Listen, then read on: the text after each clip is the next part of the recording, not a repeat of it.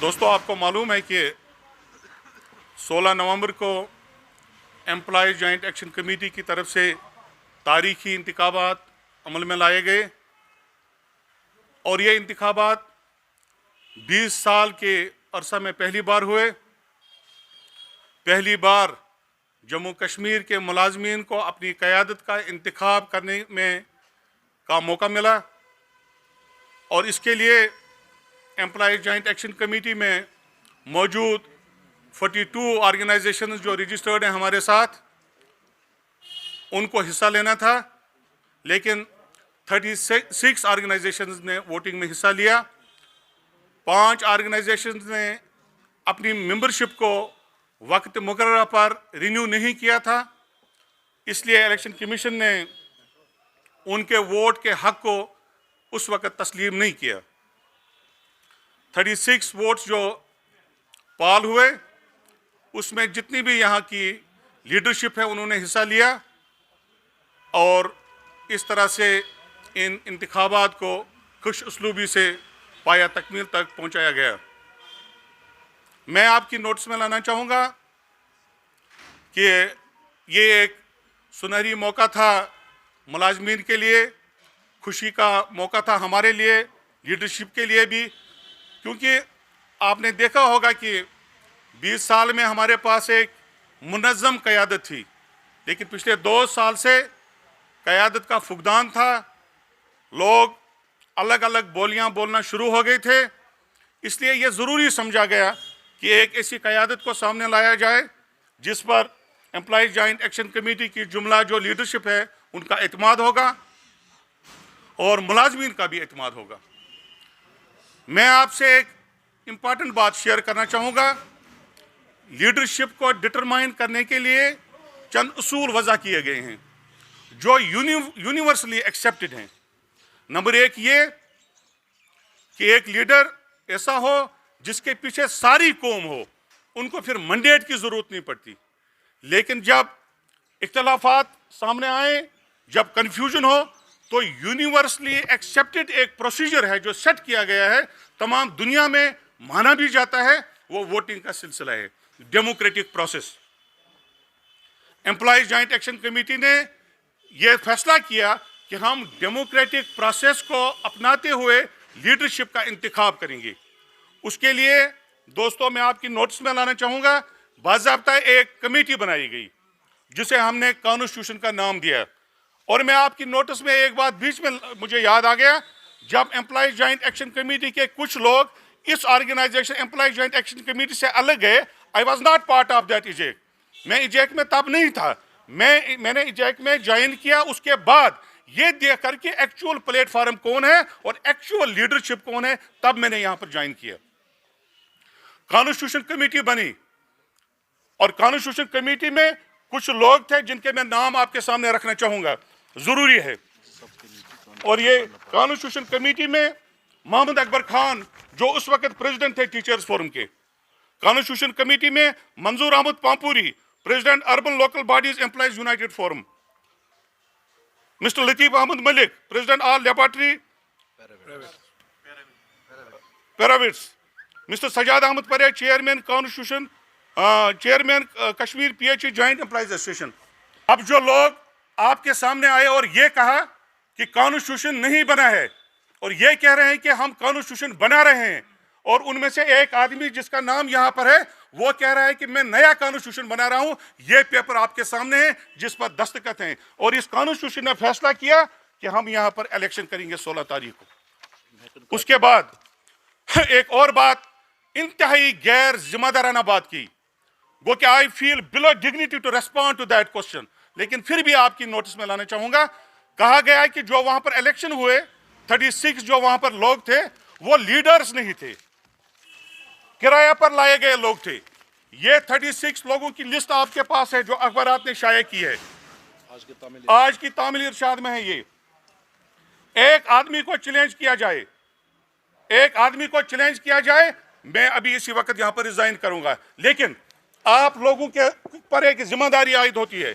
आप लोगों से कहा गया कि 20 आदमियों को वो यहां पर लाएं, मैं इस्तीफा दे दूंगा। एक आदमी ने आपकी प्रेस कॉन्फ्रेंस में कहा आज मैं 36 लोगों को आपके सामने रखना चाहूंगा। आप पर फर्ज आयद होता है कि आप उन लोगों से कहें कि आपका कोई इखलाकी जवाज अब नहीं बनता कि आप कुर्सी पर बैठें। दोस्तों और बुजुर्गों, एक आदमी ने 37 वोट्स थे, एक आदमी ने इलेक्शन में हिस्सा नहीं लिया, Haji Bashir Ahmad, because he was under quarantine. वो इस वक्त लाइव हैं, वो चेयरमैन है फॉरेस्ट कॉरपोरेशन के, वो लाइव हैं, आप उनसे बात कर सकते हैं। वो क्वारंटीन में थे, उन्होंने इलेक्शन में हिस्सा नहीं लिया। मेरी आपसे चंद गुजारिशात हैं, बस हो गया जी। कहा यह जा रहा है कि जिस लीडरशिप ने वोट डाले वो एक्चुअल लीडरशिप नहीं है। मैं आपको बताना चाहूंगा, जब वो साहब हमारे चेयरमैन थे, एडहॉक चेयरमैन थे एम्प्लॉय जॉइंट एक्शन कमेटी के, दुरानी साहब, वजह दुरानी साहब उनके वाइस चेयरमैन थे, शबीर अहमद लंगू साहब उनके स्पोक्समैन थे, खुर्शीद अहमद भट्ट उनके जनरल सेक्रेटरी थे, फारूक अहमद खान उनके वाइस प्रेसिडेंट थे, और सजाद साहब उनके चीफ ऑर्गेनाइजर थे, लतीफ साहब उनके पब्लिसिटी सेक्रेटरी थे। ये वही लोग हैं, ये वही लोग हैं जब वो चेयरमैन थे या उनके साथ काम करते थे, वो अलग हो गए तो इनकी लीडरशिप पर अब उंगलियां उठने लगी। ये बातें चलने वाली नहीं है। मैं आपको बताना चाहूंगा, मुझे समझ नहीं आ रहा है वो लोग चाहते क्या हैं। अगर एक यूनाइटेड प्लेटफॉर्म, एक मुनज़्ज़म आवाज मुलाजमीन को मिली है थ्रू बेल्ट डेमोक्रेटिक प्रोसेस के जरिए, तो इस पर क्या एतराज हो सकता है।